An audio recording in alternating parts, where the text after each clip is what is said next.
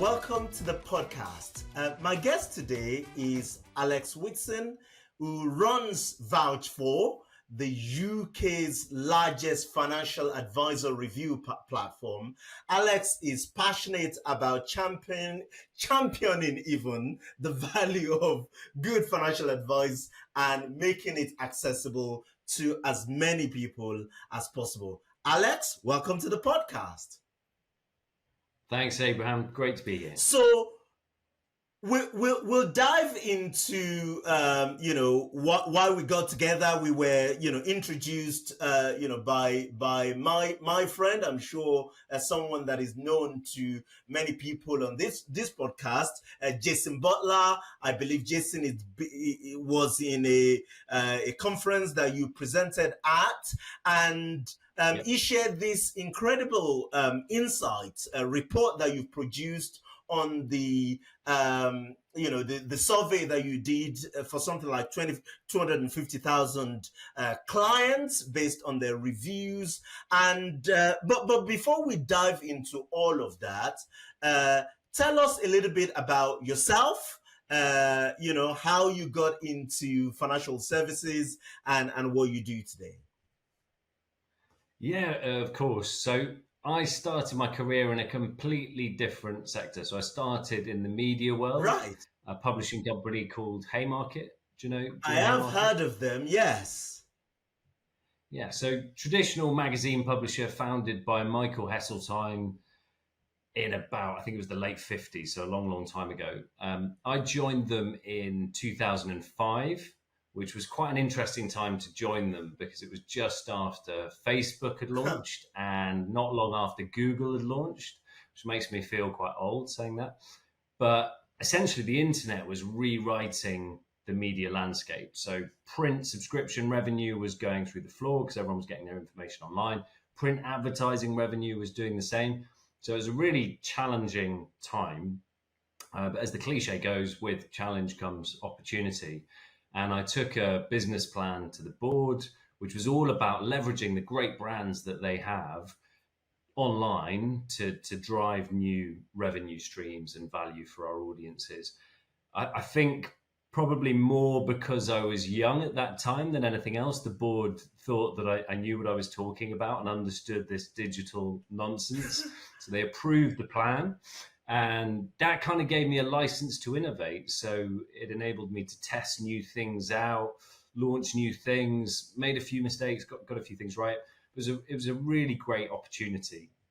And after doing that for 10 years or so, I had a really great time, but I decided I wanted to work for a smaller company and one that had a greater societal impact. So I drew up a list of 10 companies that impressed me for a variety of different reasons. And I emailed their founder. Wow. Okay. Completely speculatively. I had no idea whether they had a job on offer and if they did, whether they wanted someone like me to fill it. But surprisingly, it was reasonably effective. I met 4 of the founders, and Adam and VouchedFor made it onto the list because I'd read an interview with Adam in Management Today magazine, which is published by Haymarket. And he just seemed like a good guy, a smart guy who was trying to do some good stuff in the world. So reached out, joined VouchedFor as Chief Marketing Officer in 2015, and then became Managing Director a couple of years later. That's incredible. That's interesting. 2 things off the top of my head. So for our listener, Adam Price is the founder of VouchedFor, and you took over from Adam running the business. My question is, what kindled your interest in financial services? Because as you know, I mean, media is a completely different business, completely different skill set, or is it? There's definitely related things. I think, interestingly, when I decided I wanted to work for a small company, I went to a recruitment consultant and explained what I was looking to do. And they said, we'll get you a new job in publishing, no problem at all. And I said, no, I said, I want to work in another sector, which is partly why I took that fairly crazy approach that I just outlined. Tons of transferable learnings. I think across any sector, it's all about really understanding what your audience wants and doing your best to deliver it in simple terms. VouchedFor was the only financial services business on the list that I mentioned, and to be honest, I think like most of the population, I didn't have a great level of understanding of what was involved and what financial advice was all about and why it was important. But I was at kind of a life stage where certain things were happening to me or people that I cared about that was starting to bring home the value of Right. it. So, I knew plenty of people who'd, um, massively improved their life as a result of getting financial advice. And conversely, I knew people that had, got really off track with their goals, either by taking bad advice or by not taking any advice.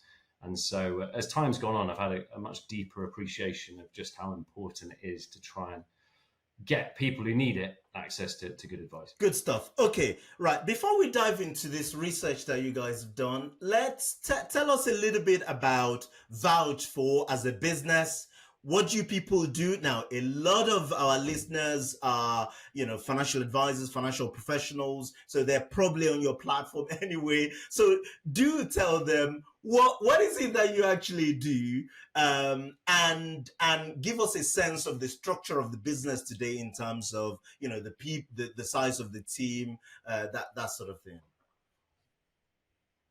Yeah, of course. So we're a very mission-driven business, and we really are passionate about the value of good advice. We've got lots of data to support the fact that it changes people's lives for the better. And our mission has always been to help more people access it. So in 2012, Adam was working at Barclays. And because he was working in financial services, a lot of friends and family would come up to him and ask, can you recommend a good advisor? Mm. And at the time, he didn't happen to have anyone that he could recommend. So he went online to try and help these people, but was met with quite a lot of confusing information. Exhibit A, the FCA register, which doesn't make a whole lot of sense to people inside the industry, let alone people outside of it. And there were other things out there too, but there wasn't much that was kind of helping people in a language they understand engage with the right advice. And at about that time, the consumer ratings model was really gathering traction through sites like TripAdvisor and Checkatrade. And so Adam applied that model to the problem. And from that point, VouchedFor was born and grew to having several thousand financial advisor members who are backed up by checks and hundreds of thousands of client reviews. But in the course of growing VouchedFor, we realized that we were falling a bit short on one bit of our mission, the everyone bit, because we had a front row seat on the growth of the advice gap. And we could see that many financial advisors were having to put up the minimum level of wealth that they could assist with. And so lots of people who would really benefit from one-to-one help with their finances were unable to access it. So we launched a business called Hatch to help with that, which is a financial coaching business that's now called Octopus Money Coach, having been acquired. And then more recently, as you alluded to at the start, we launched a platform called Elevation, which is like a much more powerful client survey, which helps firms meet consumer duty requirements and also increase revenue. So that's kind of the nutshell of kind of what we're about and some of the main things that we do. Our team now is about 40 people, and it spans a variety of functions. So we've got a team of developers, we've got a marketing team, got a sales team, we've got what we call a success team who work with both firm bosses and also advisors too. Good stuff. So correct me if I'm wrong. So VouchedFor was venture backed. Octopus, provided. If I'm right, correct me if I'm wrong. I'm always wrong. No, I'm always wrong. So I assume the business is still owned today by the venture backer and Adam, the founder, and then you kind of spun out the Hatch business, which was acquired by Octopus, as now Octopus Money. Am I correct in my understanding, or wrong, as I occasionally I am?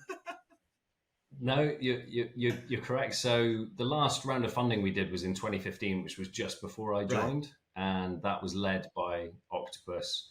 So Octopus is still involved, as is Adam, and then we're lucky to have a few different angel investors involved as well, who are brilliant and a huge help to us as we go about our business. All right, good stuff. So one of the criticisms I've heard in the early days of VouchedFor was this idea that you're only ever going to get good reviews, good or positive client reviews from your clients, because as an advisor you tell them to go and give you these reviews. Is that gone away? What have you done to make these reviews far more balanced, today? Or is that just a wrong perception from the start? No, it's a really fair challenge, and a lot of people are coming at that particular question from a perspective of having used sites like TripAdvisor, for instance, where you see a really broad range of reviews and star ratings. Because you go to a hotel or restaurant, you have quite a short, shallow experience, and it's either brilliant or terrible, and then you go and write feedback about it. In the financial advice space, it's different because advisors have much longer term relationships with their clients, much deeper relationships with their clients. And most clients, as our data makes really clear, are very happy. And so they do give really good star ratings.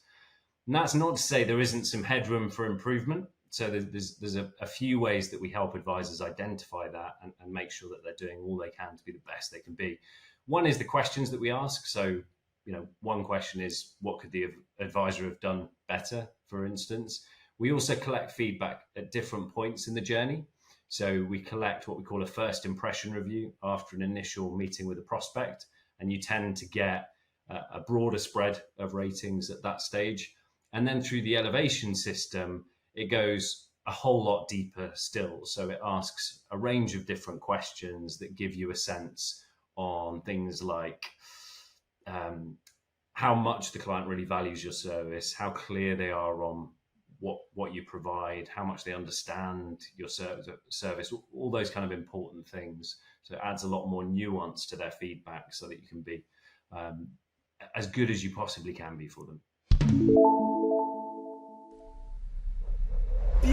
People say these things about you're only ever going to get good reviews, and you've clearly done some work to make the review more balanced. But the reality is, when I looked at latest FCA data on this, it was published in 2022. Basically, there's 3.2 million people in the UK who do receive ongoing financial advisor, and there is 93% net client retention, with financial advisors. So, as you said, it's a long-term relationship. Vast and overwhelming majority of people who get financial advice are happy with the advice they receive. I even went further and I looked at complaints, right? What proportion of complaints that go to FOS are related to financial advice, and then I calculated that as a proportion of how many clients are getting financial advice. Guess what the figure is? 0.09%, right?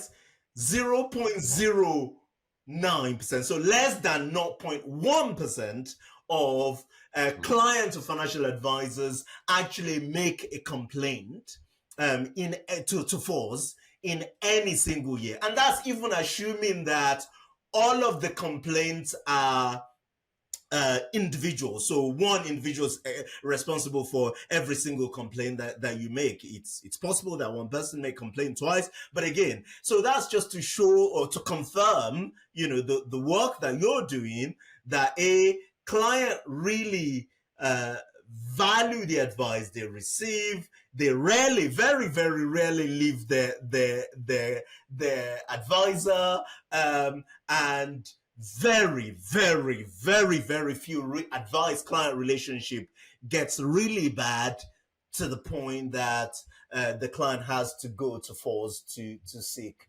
redress? It's such a great stat. What would you guess is the percentage of media coverage? I don't know the answer, I should say, but I'm curious as to what you guess. What would be your guess as to the proportion of media coverage about financial advice that is negative? Yeah, that's a really, really good question. I mean, I would say at least 50% of it is, probably more. A lot of it Yeah, is, yeah. and let's be clear. There's obviously some really bad apples in the industry, and everything needs to be done to root them out and kick them out of the industry. But most advisors do really great work for their clients every single day. And so I find it really frustrating when you read reports. There's been a lot of recent reports, one from the FCA recently, there was one by the Langcat, one by Boring Money, pointing to the fact that public trust and advice is still really low. And that leads to a lot of people who need it not accessing it, which, as we know, can cause all sorts of harm to them.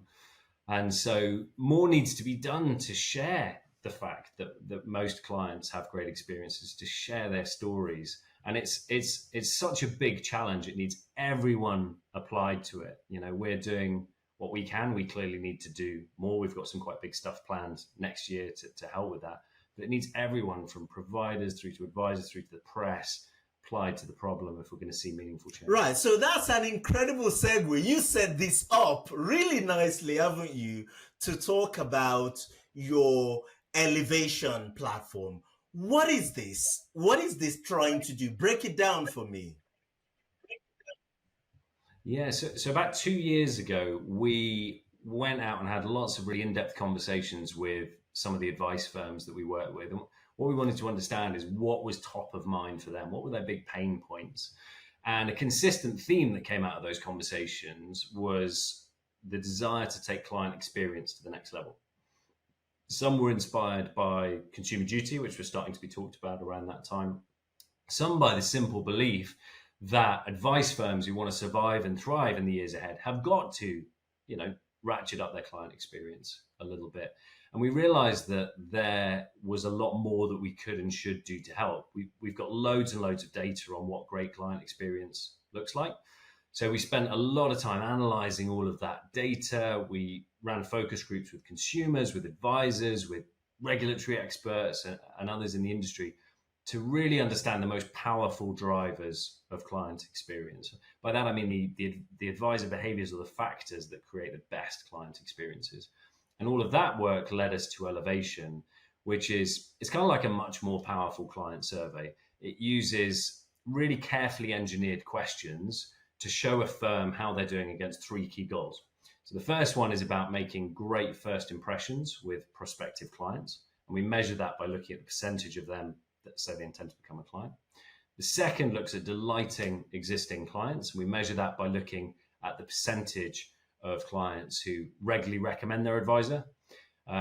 Worth sharing that 95% of clients say they'd recommend their advisor. Do you care to guess how many actually regularly do? I guess 40%. Bit less, so currently 26%. Wow. So less than a third actually regularly do. And it's not because they're not happy. Right. They are happy, but it's a really big deal to recommend a financial advisor, right? So, we spent a lot of time understanding what moves clients from saying they'd recommend to actually doing so. And then the third elevation goal looks at safeguarding clients' best interests and mitigating risk. So the system shows you at kind of headline level how you're doing against those goals.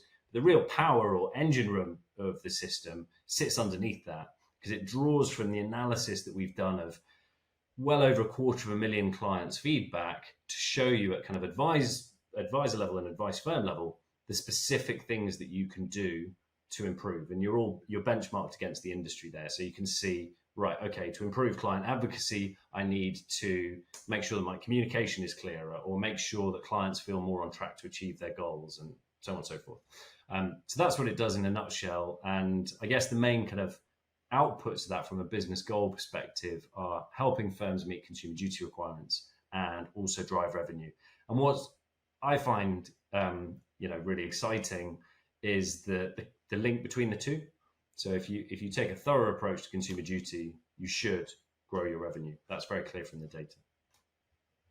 So this is interesting. I mean, it's fascinating how you link a major regulatory change, which in some shape, in some ways, the advice profession tend to be negative about, and now you're linking that to actually a far more positive thing, which is um, increasing revenue. How does this work?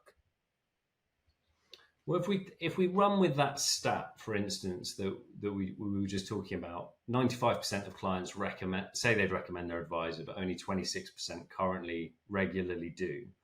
So if you look at the factors that move clients from saying they'll recommend to actually doing it, the most key ones, all of the most key ones except for one, sit at the heart of the consumer duty.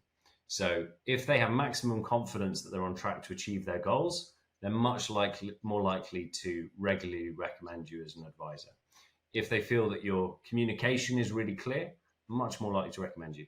If they speak with you regularly, much more likely to recommend you. Um, and there's other factors that I can share as well. The only one of the key factors that isn't that consumer duty centric is asking your clients for recommendations. Right. So if you ask the average client to recommend you, they will make twice as many recommendations as if you don't. It's as simple as that. Like it's a big uh, missed opportunity for many advice firms. If they simply go out and have that question, they'll ask that question, they'll generate much greater revenue uplift than they will through most other marketing activity.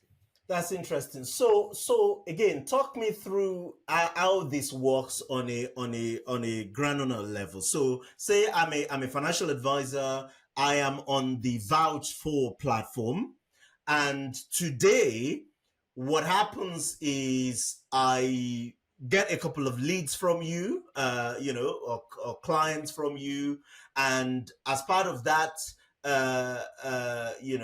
my service to those clients, they will go, oh, sorry, leads, I choose to accept or not accept those. But if I do, they can go and leave me some sort of reviews. I can also tell my existing clients, to go out to the platform and again leave me reviews. And these reviews are shared publicly.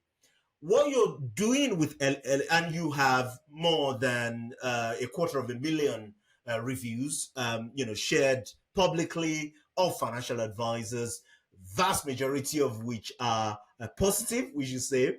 Now, so then what you're doing with the elevation platform is actually taking that step forward, and you're saying, me as a financial advisor, I will have a far more systematic approach of reviewing surveying my existing clients. You've designed these questions. How many are these questions? And annually, I will send this out to my clients, and they will assess the service that they're receiving from us. And you've divvied this up into different aspects, and many of those align with consumer duty requirements. Pretty much. So the two systems are distinct but related. So you could just be set up on Elevation. You could use it to collect feedback that would only ever be private to you and your firm, right. Which gives you lots of powerful MI that helps you reduce risk, identify opportunities to grow revenue, that kind of thing. If you want to, but you don't have to, you have the ability to choose to make the relevant parts of that feedback public on the VouchedFor platform. So, the star rating, the qualitative comments about the service you provided, the stuff that it makes sense to make public, you can choose to make that public on VouchedFor, which helps improve your Google presence and give you access to various tools and that kind of thing. Or you could just be set up on VouchedFor and just be collecting the kind of public social proof bit without any of the elevation MI. So there's different options, I guess. But one of the key drivers behind how we've developed it is, we know that clients are being asked for more feedback, whether it's a vulnerability assessment, risk profiling, or whatever. And we want to help advisors get as much value as they possibly can from one feedback form. So there's one feedback form drives a ton of MI on the elevation side, but also the social proof through the VouchedFor side. Right. And all of these questions have been designed by you guys. Is there a scenario where an advisor's adding their own questions to to the questionnaire that goes out to the client? That's possible. So we're working on making customization possible. Not many firms have shown a keenness to do it. They often sort of mention it when we're talking to them in the early stages, but actually once they see the benchmarking, which is only possible with standardized questions, of course, they're keen to stick with our question set. But a good example of where you might use a customized question is, let's say you've just launched a new client portal and you want to know what your clients think of it, rather than sending out a separate survey to try and get client feedback on that. It makes sense to include a question on it within the standard elevation question set. Good stuff. So one of the key things that the elevation feedback process is measuring is the client's perception of value. Is that correct? So yeah, talk to us about what you're finding there. So, give us a sense of the typical financial advice fees, that you're seeing, both for the initial and ongoing advice.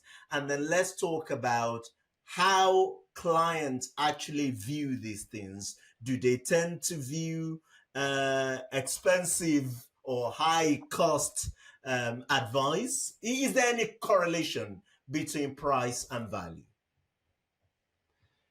Yeah, so it's a great question. I'll start with that first. So there isn't. So we've plotted value for money ratings, for instance, over pricing structures, Right. And it's only when pricing structures get really expensive that you start to see a drop off in value perception. It's much more about how well the firm is delivering, their service, the value they're delivering. That's the focus over, whether they charge 1% ongoing or 0.8% ongoing. Our average fees, by the way, and I was just quickly looking to see if I could get the very latest for you because it has changed quite a lot with Consumer Duty. Interesting. We're regularly looking at it. Yeah, currently the average initial fee is 1.68% and the average ongoing fee is 0.78% amongst advisors who charge a percentage of assets. So that's the kind of averages that we're seeing. Right. But I think, certainly you're right to flag the value point. At that conference that you mentioned that Jason attended, one of the questions I put to the audience, I should say this was kind of end of May, so there was still a bit of time to run before Consumer Duty deadline. But I asked the question, which of these best describes how able you are to deliver an evidence value? And the first option was, we're confident we're delivering value and can evidence it. The second option is we're confident we're delivering value, but have some work to do to evidence it. Third option was, we're not confident we're delivering it and also can't evidence it. So basically, I would say less than 5% put their hand up to option one, 90% option two, and no one was brave enough to put their hand up to option three. Wow. So the majority of people are confident they're delivering value, but are just struggling with how to evidence it. And there's a few data points that you can look at here. Using client feedback, some of the data points that we collect are value for money rating, how confident clients feel that they're on track to achieve their goals. But then also whether they understand fees, that's a key one. 1 in 6 clients don't currently understand how fees work. But then, as the duty regulation makes clear, it's about measuring performance against all the other outcomes as well. So things like understanding, support levels, all that stuff, to put together a really good value case. And client feedback can play a big part of that equation. So this fee that you are reporting, these are fees that the financial advisor have told you that they charge, correct? Rather than what the client tells you. Correct. So yeah, the average fee structures that I just quoted are based on advisors who are members of the VouchedFor platform who have uploaded their fee structures, and those are the averages. But within the feedback form, we test whether clients understand how their advisors' fees work. So we don't specifically say exactly what do they charge, in part because it might change a bit from advisor to Right. advisor. What we do ask is, how does your advisor charge? And then there's a range of options like percentage of assets, fixed fee, hourly rate, not sure. And the 1 in 6 are those that say not Right. sure. Understood. Okay. Now I get it. Sorry, carry on. You were saying something? I was just going to say that particular question underlines the need to ask the right questions, because we used to ask clients, was your advisor clear about their fees? Now, most clients want to make their advisor look Right. good. So 95% said, yes, he was clear, or she was clear about fees. But then when we changed the question to how do your advisor's fees work, the industry average fell right down to around 83% understanding how fees work. That's really really interesting.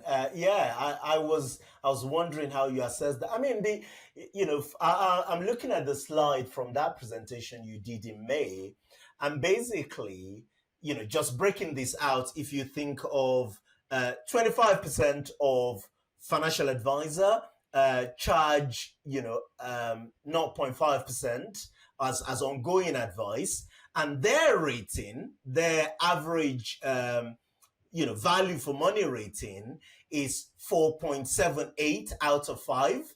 And then there's another 33% of financial advisor that charging 1% ongoing. And again, the average client rating for value for money is 4.79. It doesn't seem to change much. I mean, like, it's like you can charge twice the fees, and the rating or the perception of value doesn't seem to change much. It's incredible in a way. I guess I don't know. Do you know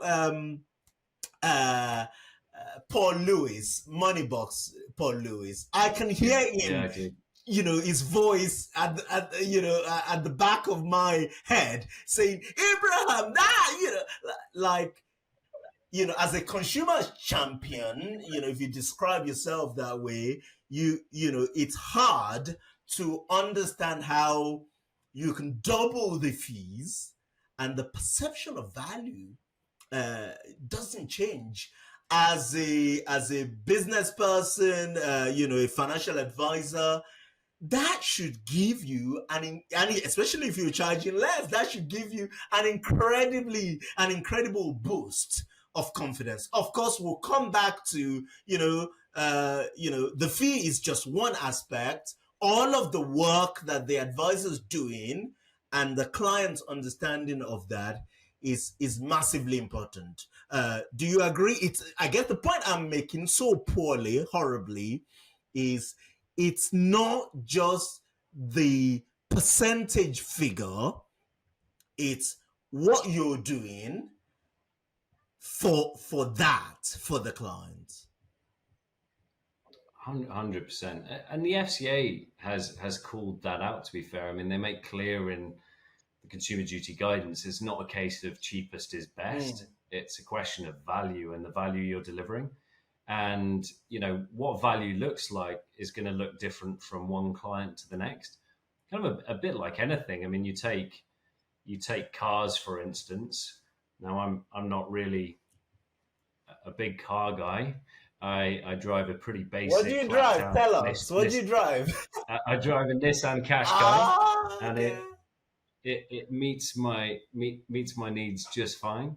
My wife, on the other hand, is really into cars, and so if she had her way, we'd have something a whole lot better. But what people value, will differ from person to person, and that's it's well illustrated in that case, because where we've ultimately compromised is I'm going to keep my clapped out Nissan Qashqai, and we're going to at some point in the future get her a nicer car that she's gonna enjoy and value. So let's look at the other side of that, value equation. what is it that clients really value when you ask them, both from the elevation survey, but from your wider, um, you know, 250,000 plus feedback? What is it that clients really value in their relationship with the advisor? So I think at high level, it's what it's always been, which is expert advice to help them achieve their goals. And I think one of the things that's really encouraging at the moment is that the advice profession is doing a better job than ever of helping with that. So, I mean, firstly, just helping people understand what their goals really are. You know, it's not always just how do I get richer type goal. It's maybe that's it for some people, but it's understanding why and the trade off that that might involve for other important life goals. So I think that's really encouraging. In terms of the key factors that make for the best client experiences, it's really a lot of the stuff that we mentioned previously. So it's them feeling confident that they're on track to achieve their goals. Now, a question that I often get asked is how much does market performance impact that when a client's got investments with the advisor? I recently shared a chart on LinkedIn which plotted the client confidence that they were on track to achieve goals against the performance of the S&P 500 over 12 months. And that was, I think I shared it in February, March of this year. And the S&P 500 from peak to trough during that time had fallen 29%, whereas client confidence fell just 7%, which I see as being testament to the fact that most advisors are doing a really good job of helping their clients focus on goals, long-term planning, and all that good stuff rather than shorter-term product performance. So feeling on track is absolutely key. And then other things are just understanding the service that they're getting, really, really important. Feeling well supported by their advisor. Now you see some slightly interesting trends here, particularly when you look at different demographics. So one of the questions that we ask is, in what circumstances would you reach out to your advisor? Would you contact your advisor? And older generations of clients, so those say 65 plus, are much more likely to wait till the next meeting to communicate with their advisor, whereas younger clients will more often reach out whenever they have a question, which I put down to the fact that they've grown up with a lot of tech systems that are all about instant gratification, and so advice firms have to bear that in mind as they're evolving their various propositions to ensure that they're delivering value to all the different demographics that they set out to help. That's interesting, actually. I have seen research and surveys from the US that basically says in essence that one of the biggest, the most important bellwether for how how clients feel about their relationship with their advisor is just how quickly they return their phone call. Do you see what I mean? Like, do they get back to me? And this is interesting that you're saying actually it is different. Well, I don't think it's different. The frequency of the question or contact is different across generation. And then maybe that because for the younger client, other than the instant gratification thing, is that because there's a lot more going on in their lives than perhaps an older client who's been maybe working with the advisor for longer. I don't know. I'm speculating. Yeah, it could well be. You've got different client groups have different working patterns, life patterns, and so are going to want to engage with advice in different ways. One of the things I find really interesting is just the ways that advice firms are innovating to try and help a broader range of clients. There's also new options and solutions emerging all the time to help those with, say, simpler needs. I mean, Hatch or Octopus Money, as we were talking about, is one such example. I think I'm right in saying you've had Helena Wardle on here before, Money Means founder. Yes, you're right. We have heard her. Yes. My hope is that all of that stuff will get people engaged with advice at an earlier stage in their life. Because one of the things that we see all the time, and I'm sure the advisors that you work with see this a lot, is people contacting us maybe they're 60 or so, they're contemplating retirement and they want to retire in a certain style.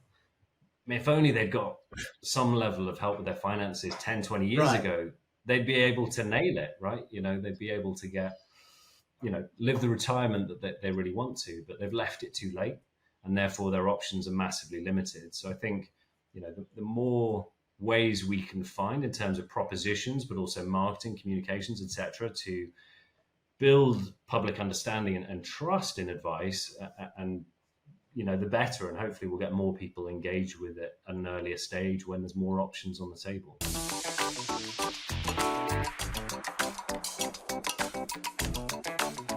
As we start to wrap this up, I want to pick up on something that you also covered in this presentation we're referring to in this slide that I am looking at, which is about prospect conversion.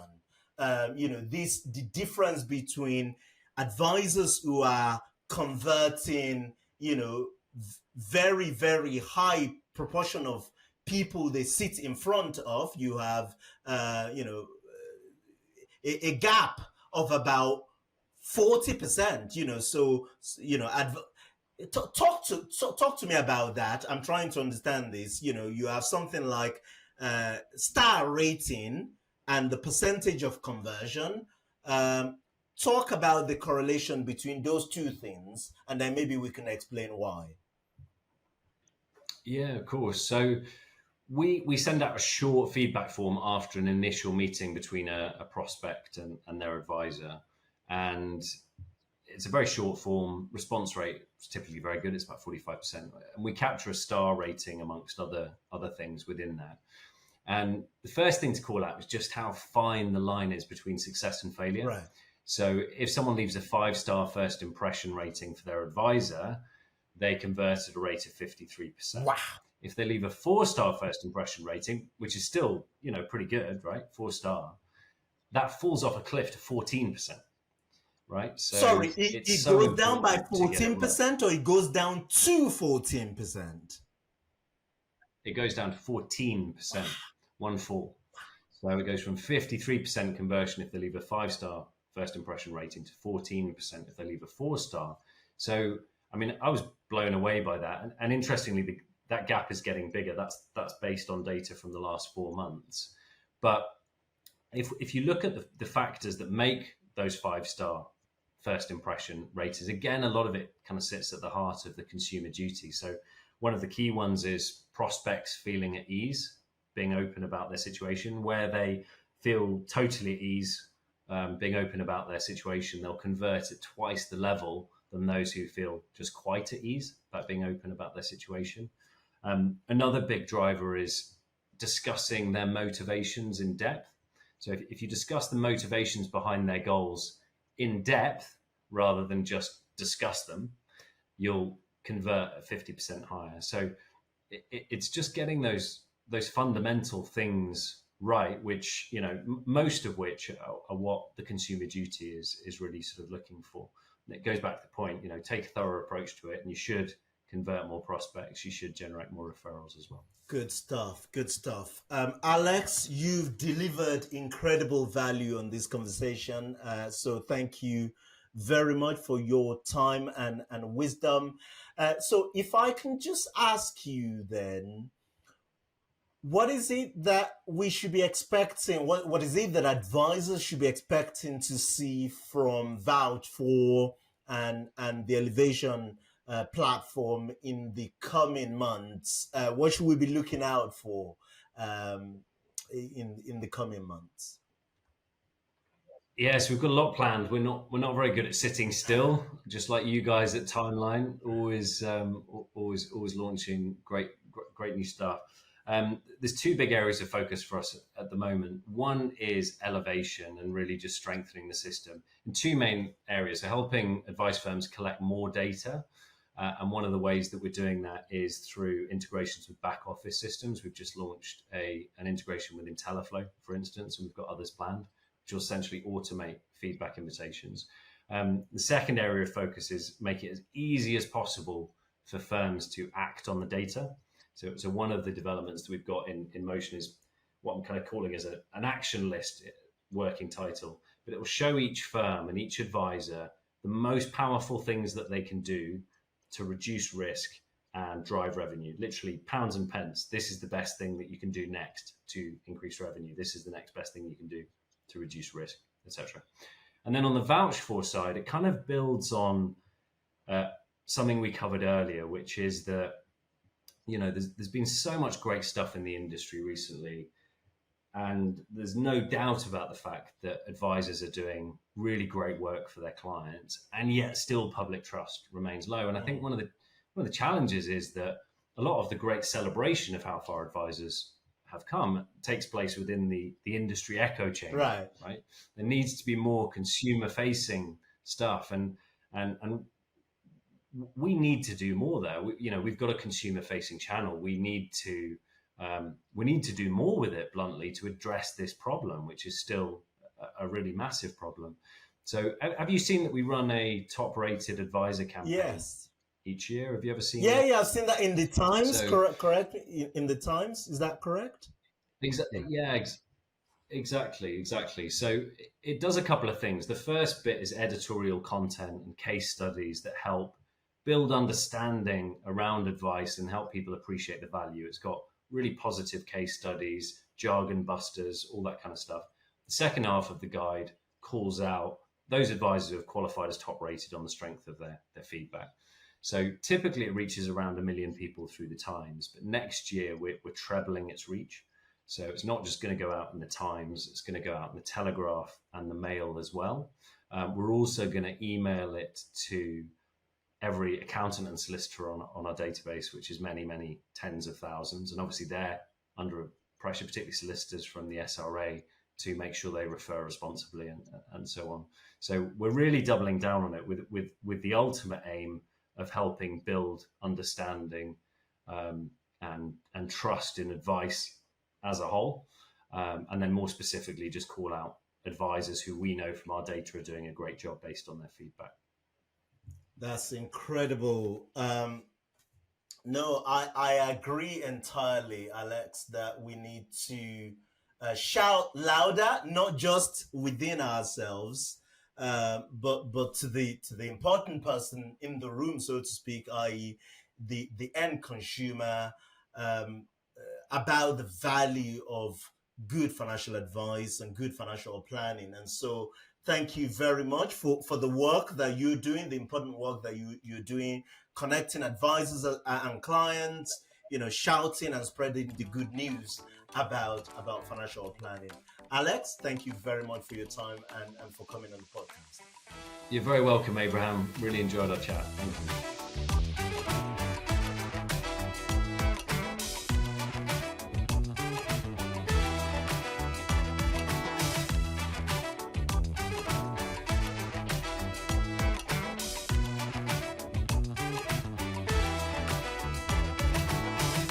I'll be remiss if I don't thank my incredible team who worked very hard to put this program together. Thank you very much, guys. I'd like to thank our sponsors, Timeline Retirement Planning Software and PyTech Low-Cost Flat Fee Model Portfolio Manager. And to you, our listeners, thank you for your time. I hope you've had as much fun listening to the program as we have making it. Follow me on Twitter. My handle is Abraham on Money. Until next time, thank you